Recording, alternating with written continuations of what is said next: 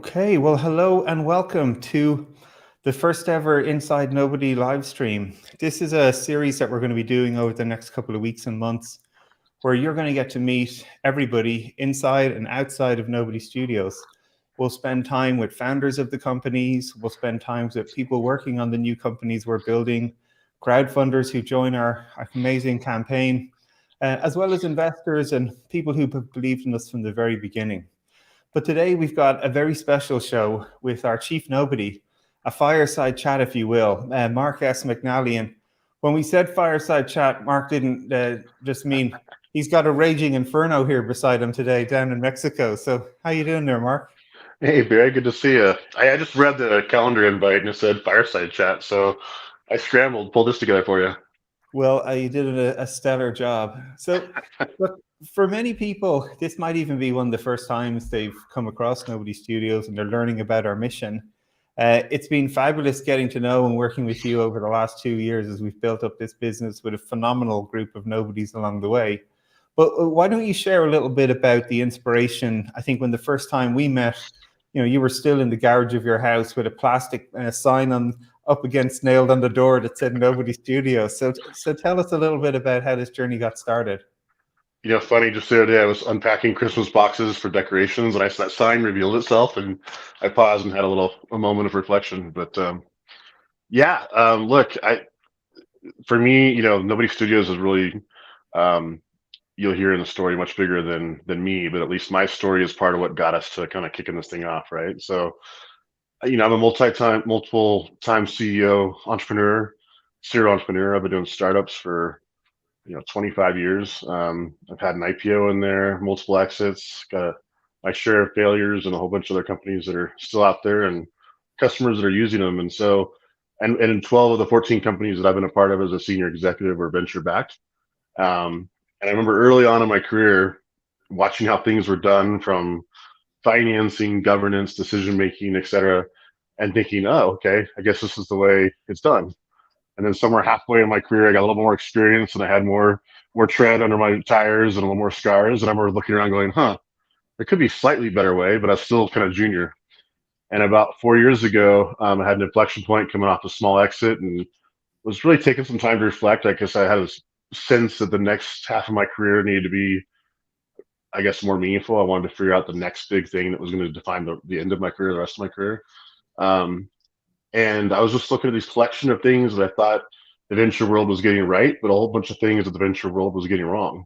And for me, that was an inflection point. It was kind of fueled by a whole bunch of things, but the biggest thing was seeing the valuations go crazy again about 3 or 4 years ago. And I watched people raising, 10, 20, $30 million on a company that was brand new in their garage, and the people celebrating these valuations. And I just felt like fundamentally the founders, the investors, everybody in the ecosystem, the employees didn't understand that valuations in and of themselves is not a victory. In fact, in many cases, it works against the success of a company. And I started asking the question, like, where's the adult in the room? And it was that point in my career where I realized, oh crap, I'm that adult. I can't complain anymore. I'm the one with all the experience and all the scars. If there's a better way, it's time for me to figure out a better way. And that was kind of the whole inspiration for the studio. Well, so we've been working on this now yourself for 2.5 years, trying to bring this to life. And I think one of the things that's truly unique about the studio is we have this massive ambition of trying to build 100 companies over the next 5 years, which really is a goal, I think, to stretch the way people think about how companies could and should be built. But I also think a lot of the values and the sort of mission of the company is something that's really unique and important. And one of them being global perspective. And you're sitting by this roaring fire here in Mexico, and I'm over in Manila enjoying the end of my day. So why don't you tell people a little bit about, what are some of the values of the studio and what really sort of helped sort of crystallize those as a way to go forward? Yeah, and for those of you who are new to hearing our story, the Nobody Studios is a venture studio. And what a venture studio does is we create companies, right? So we are not late stage funders, we're not passive funders. We really focus on taking a company from the whiteboard, off the whiteboard, and into the market where it's actually being validated and customers are using it. So think of us as founders. And then how we go about what we do is really core to, I think, what makes us different. So one of our top values is being progressive, and it's a term we coined, which is a combination of frugal, aggressive. I think we sometimes use frugressivity, which is adding creativity in there. But it's this whole concept of like building the companies the earliest stages where you're not overloading expenses, you're not getting too deep into some long-term roadmaps, you're not spending way too much money on marketing. If you look at the way old startups used to be built when I started my career, you'd max out your credit cards, you'd borrow money from grandma just to get something off the ground. And when you're doing that, you're hyper focused on making sure you build features that matter.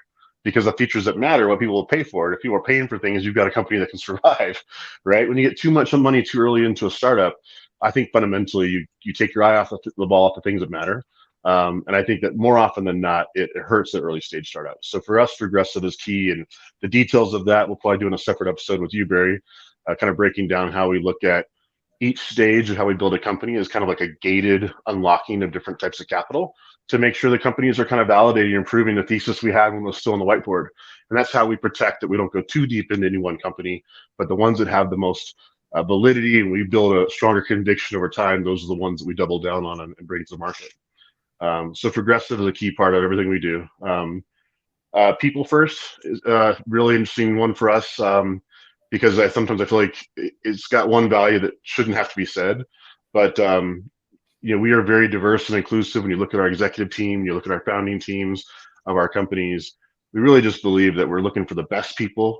We don't care what neighborhood they came from, what school they went to, what diplomas hanging on the wall. We're looking for the best people with the passion, with the work ethic to build great companies. People have heard me do pitches before, know that I tend to say that the next Facebook's not going to be created by a 49-year-old white guy who's usually based in Orange County, right? It's going to be a 12-year-old girl in New Delhi, and she's probably playing Minecraft on her couch right now. And so as a studio, we want to be the studio that attracts that type of emerging talent, whether it be young or old, people who normally are not going to be in the venture ecosystem.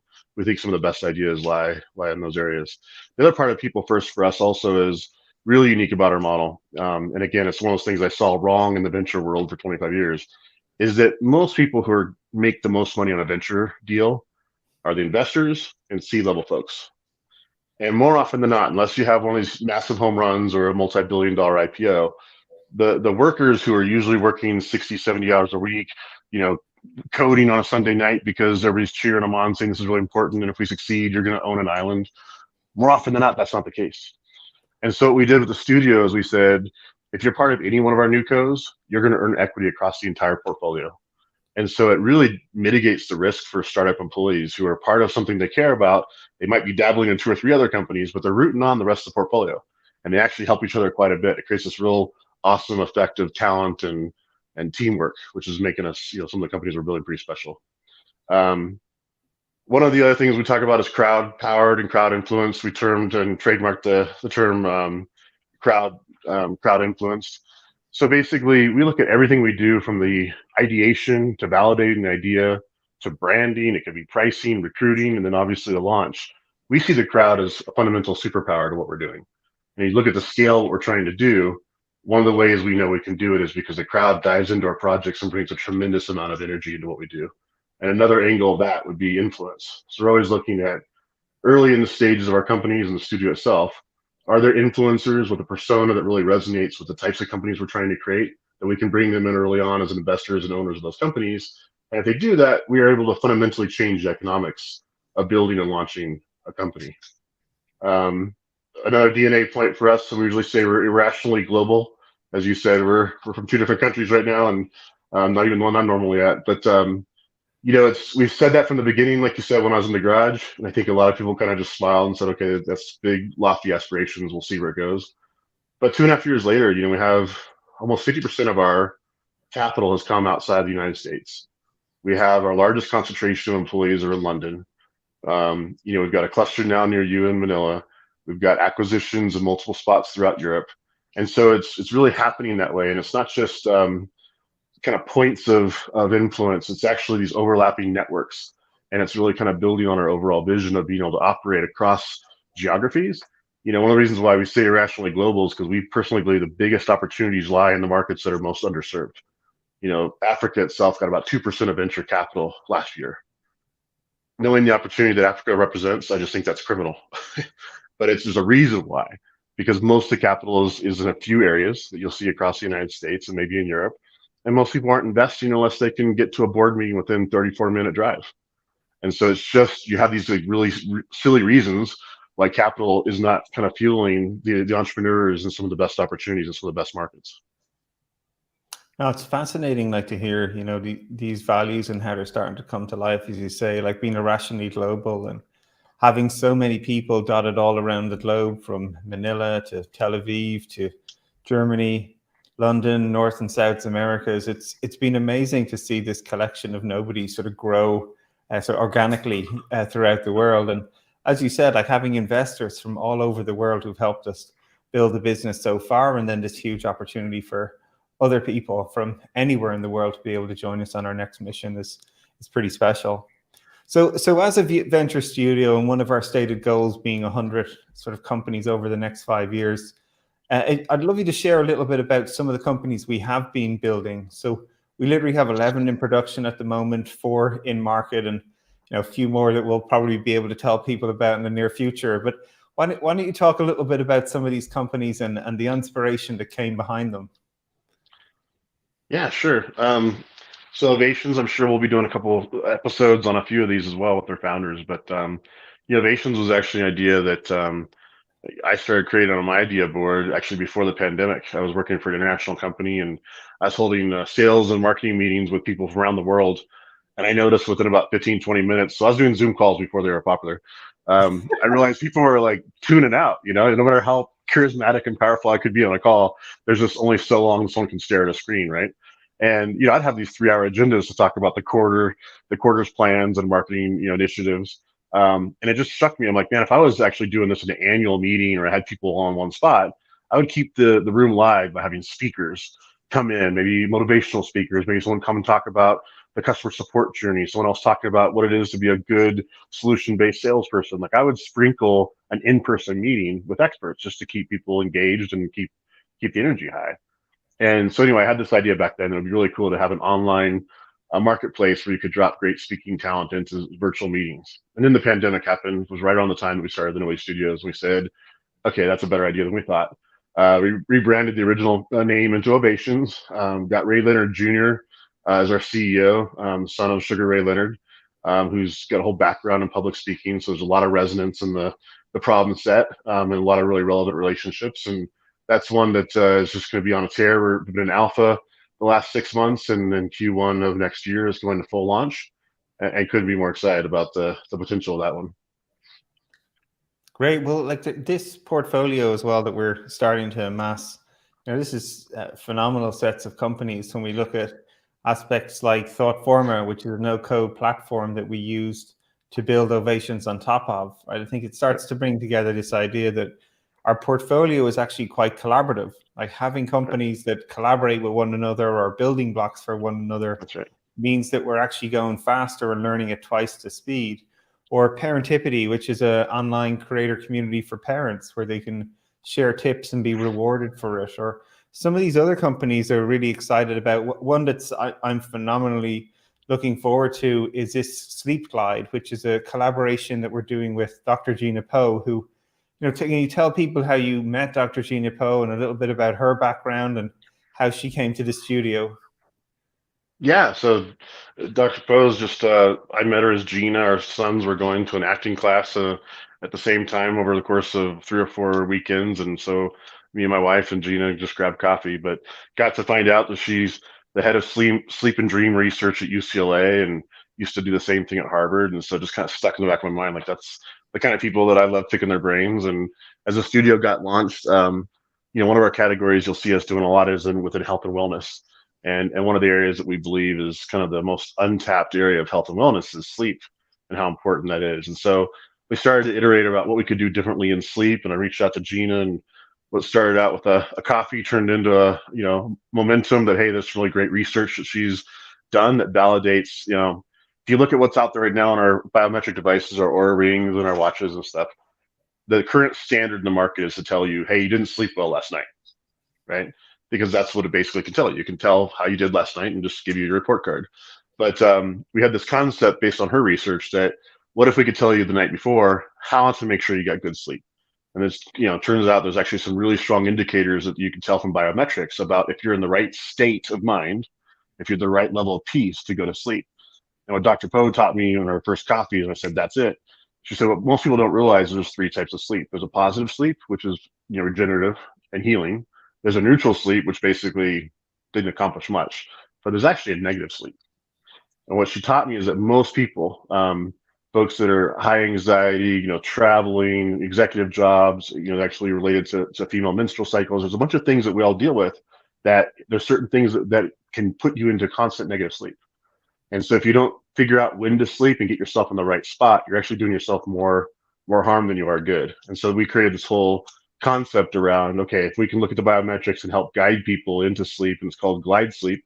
I'm a pilot. There's a whole process of how you land at the right time, but you got to start miles away from the airport. And that was kind of the same idea around this, was telling people maybe an hour, 2, 3 hours out where they're at, what they have to do to get themselves regulated to the right spot so they can glide right into a healthy sleep. No, it's amazing. And again, like a lot of these companies have just been amazing, and not only about how people have found them or attracted to come and work with us, right? Health and wellness is a big focus, obviously, for the studio. Creator communities. We've got content platform sites like Webdelics, which is a great place where you can have a conversation like nowhere else around plant-based therapies. Prehab Life. The effects of rehab are actually really not very successful. Only 2% of people actually feel success there. So how do you create a space where they never even have to get to that? Or Sweat Options, where people can start to have an open trading platform around sweat equity, and you and I could work in two different startups and yet share our equity to mitigate the risk. Loot Hounds, collectible company. So there's so many fascinating areas. One of the things I enjoy most about our job is that we just get to look at a huge spectrum of different areas of innovation. Every day we sort of come in and someone's got a great idea about something that I knew nothing about. Even your examples about how much I've learned just by hanging around the sleep team. Now if I don't get 8 hours sleep a day, I almost start panicking about the effect it's having on my regenerative opportunities. But again, more and more of these great companies and founders are starting to come to us with great ideas, because not a lot of places have backed them or given them the opportunity to try and go and build and bring their dreams to life. And yeah. I think, one of the things we've probably been humbled by, if you will, is how many people have reached out, heard our story, been excited to come and build with us. And, we've a few more exciting companies that we'll be able to announce over the next couple of weeks that we're, it's exciting to maybe bring into Nobly family. But, you'll learn that in due course as we keep building. But what's been the thing that struck you the most, Mark? Not only about us building these companies, but the folks that we've met who've come to the studio to try and build with us. Yeah. So two things I want to unpack there, but first being the people. I mean, I get often asked why we are called Nobody Studios, right? And I say it's because from the very beginning, the vision was as broad as it is today, even back when it was in the garage. And we knew that it was going to be bigger than any one person. In fact, it had to be bigger than all of us, right? And so therefore, you'd be defined by the people you attract to the journey, right? So we just tried really early to get crisp about what we stood for, what we're trying to accomplish. You can't spend a whole lot of time with us or our site or anything else without getting this loftier feeling of, we're trying to build successful companies. We know that just, certainly financial upside there. But at the same time, we're trying to do something that gets us out of bed, that makes the world a better place. It's worthy of our time, energy, and focus, right? And I think that we got something right there. I mean, I'm constantly critical, wanting to change and evolve, but I think we got something right there from the beginning, because we've had some just amazing people that I would have never hoped to work with, and you're on that list. Walk in and say, this resonates with me. I want to roll up my sleeves. I want to get involved. And people put their skin in the game. They've invested. They put sweat equity. They've really gone above and beyond to bring this organization to where it's at. For that, I'm most grateful. And I feel like we just barely scratched the surface. And it's one of the things I think you will probably share this, breathes the most energy into me. If there's ever a low day or a day you just got to muster the energy to power through, stuff on your list, the people who come into the journey and the excitement that they resonate and the people they bring to the journey, it's like you realize you're onto something bigger than you. And that's just super exciting. Yeah, no, it is special. I think we had our end of year team meeting just a couple of days ago, and it's been a tough 2 years for us building this. Everybody telling us it's never going to work, it's never been done, how we're going to make it work. It's we often talk about this analogy of pushing the boulder up the hill every day, and it's hard. There's no two ways about it. Being an early stage builder, not every day is perfect, and yet we've pushed through, and we are on these calls now where there's faces from different places all over the world, and it's just keeps inspiring me personally anyway that we are making momentum, that so many new people are joining us on this journey all the time. And I'm just looking forward to the thousands of people now that are going to join us over the next couple of weeks as we expand what we're doing at Nobody. And I can see here in the comments loads of people really excited and curious to understand, what about this studio? Look, how do they get involved? And probably one of the most unique things that we're doing here with this equity crowdfunding, many people may have heard of venture capital, they may have heard of crowdfunding, they may have heard of angel investment. All these things sort of mean many different things to different people. But can you share a little bit about what's unique about what we're going to be doing at Nobody that really nobody has done before? We're going to be the first venture studio to ever equity crowdfund, but yet the mechanism about what happens as people fund. Can you share a little bit about that, please? Yeah, I mean, so first of all, we play within the ecosystem of venture capital, right? So venture capitalists are part of our ecosystem. They're our brethren, really. One of the things that happened as early stage investment was going to becoming so big, again, that kind of critical early days of making sure a company was battle tested and putting through its paces was kind of skipped over because essentially the VCs were racing to get the good deals and just writing bigger checks too early, right? So we're coming in to kind of fill that spot in this ecosystem, which is building, great companies that are early stage that then our VC brethren will fund and scale. So it's like in that case, it's very similar, except for hyper focused on taking something off the whiteboard and making it validated. That's our unique role.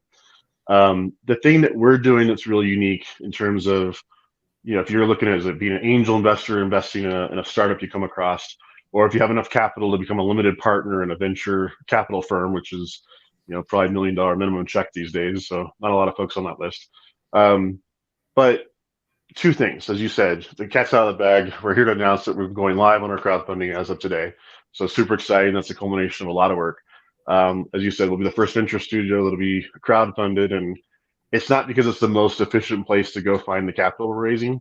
It's because at the end of it, we're going to have thousands of nobodies who are part of this journey, and their passions, their ideas, their creativity, their networks, their connections, and that just makes the studio stronger. And again, makes it way bigger than Barry or Mark or the rest of the current team. So super excited about that. But when it comes down to the details of structure, right, and what you invest in and what you own, we did something really unique, which is we decided early on that people who invested would own part of the studio, just like our founding team. And what that means is every company that the studio creates, it's got its percentage of that company we create. And if we create it off the whiteboard, we own 100% of the company from day one. We bring in founders. There'll be dilution as we raise capital. But the studio is still a very large, if not majority, shareholder of the companies we create, which means as an investor in the studio, you're getting your pro rata ownership in those companies, right? And so you're not making independent decisions. Oh, should I invest in Nuco 12 or Nuco 27? Or I haven't had time to read up on Nuco 18. I'm not sure if I want to be in on that one. No, you've made a decision to be part of the studio, and we're in the business of creating companies, and you own your piece of those companies. And how that plays out, which again is different from how most venture capital investments work, is we basically pay out as we have exits. Our only business model as a studio is to build successful companies and have successful exits. Whether that mean we sell them more often than not, or they get to a high level of cash flow, we're trying to get them to a viable, successful, financial position. When that happens, the studio takes a reinvestment fee of 30% back into the studio so we can keep creating more companies, and the rest goes out to shareholders. So what happens is you kind of stack up. You might have some companies that we're going to build to take 2 years before an exit. Some might be shorter, some might be 4 years. Because possibly the ones that are longer make more. Sometimes the ones that are shorter make more. But basically, they all have their own kind of path. But as those companies reach their exit, it's basically we're closing the books on that company. We're taking our reinvestment back in the studio, and the rest is going out to shareholders. So it kind of becomes a dividend machine. And when you model this, and there'll be a separate series here, but we've got a model that we share with all of our investors. When you see how this plays out, there's two things that stand out. We're trying to do a lot of companies. And when you see somewhere around the first or second exit, the investors already got their principal investment back. They've probably already seen a return. So when you start stacking up 3, 4, 5 exits and you get 5, 6, 7 years out, this becomes really lucrative from just a cash in, cash out basis. But the other thing is that you still own, every time there's a payout, you still own your stake in the studio. And so 3, 4, 5, 10 years from now, the studio's value is going up. Our processes, our systems, our team, our portfolio of companies that we're working on, the capital that we raise in the bank, all that stuff is going to grow the value of the studio. So on a cash in and cash out basis, investors should be doing very well. And then the actual ownership of the studio can be quite compelling. Yeah, no, I think as we're trying to do 100 companies over the next 5 years, and who knows after that, this could be pretty exciting. And another sort of, if you will, financial innovation that we're bringing, I think that's really special. So as you said in closing, it was one of the most exciting things we've been working on over the last number of years is to actually bring this to fruition and be able to harness the power of the crowd, not only as people who'll be able to contribute to these businesses, but actually own a meaningful piece of ownership of of Nobody Studios in itself. So we'll share a little bit about that campaign and how we plan to go forward there. Yeah, so we're launching as of today. I'm cautious not to call it a soft launch, but it is kind of how we think about it internally because we knew it was kind of holidays. It's just that we'd made a determination that we were going to do this in 2022, and we were able to. We got the green light a few weeks ago. I made the decision that we were going to go out right now. So you'll start to see kind of the marketing campaign. You'll see influencers talking about it. You'll see these series overlaying. It'll probably be somewhere around a 2 or 3 month campaign. And yeah, we're building our network now. Obviously, part of it's about raising capital, but I think I'm just as excited about watching the people who are attracted to the journey. In fact, I had a few folks that saw the filing of the SEC on Friday reached out to me over the weekend, and I did a call yesterday morning with an investor that was just so geeked up about the way he could get involved and the ideas he had to bring to the table and other friends who wanted to get involved. And so just really just struck me of what we thought we were doing, it's already happening. So it shouldn't be hard for people to get involved from the investment side. The invest link will be on nobodystudios.com, and I'm sure you'll be seeing other things on social channels. It should be easy to engage. And then as a final question, Mark, I always like to ask people, how will you know if we've succeeded at Nobody Studios? What's your vision, if you will, of true success if we take Nobody to the maximum potential that it can achieve? I think that was a softball question because I remember telling you a few months ago that a podcaster asked me that question. That was my favorite answer. And he caught me off guard because it was like the last 10 seconds of the interview. I thought we were done. He goes, "Hey, wait, Mark, I have one more question." And he threw that at me. And I'm like, I was already on to my next meeting. But I think what I came up with is something we've all been saying internally, right? I think that defines what we're trying to accomplish. And the answer I gave was, I believe that in the not too distant future, there'll be an entrepreneur that I have not met in person from a country that we have not been to physically, will identify a problem that I don't even necessarily resonate with and propose a solution that I might be dubious about and bring it to life in the form of a company backed by Nobody Studios. Like that day, I believe, is not 5-10 years from now. I think those people we're already talking to now in terms of the ability to truly impact people's lives, bring meaningful companies to market, and not necessarily require us to be the smartest guys in the room. It's about empowering others and seeing what they can do with the vehicle we're creating here. Yeah, no, it's great words and fantastic to hear you. Listen, it's been an amazing ride already. I'm already excited we're only a couple of years in, what this could look like in a couple of decades' time. But thanks for joining us. Thanks for not going and setting yourself on fire with that massive inferno beside you. Have a wonderful rest of your holiday season. For everybody else out there, if you're interested, don't forget to follow these channels. Follow us on LinkedIn, on Twitter, YouTube, all the various different channels on Believe, and then go to nobodystudios.com to maybe join us on probably the greatest adventure you hopefully will tell your grandkids about. Mark, it's been great to have you. We'll have you back in the series plenty, I'm sure. Have fun out there, everybody, and we'll see you real soon. Thank you, Barry.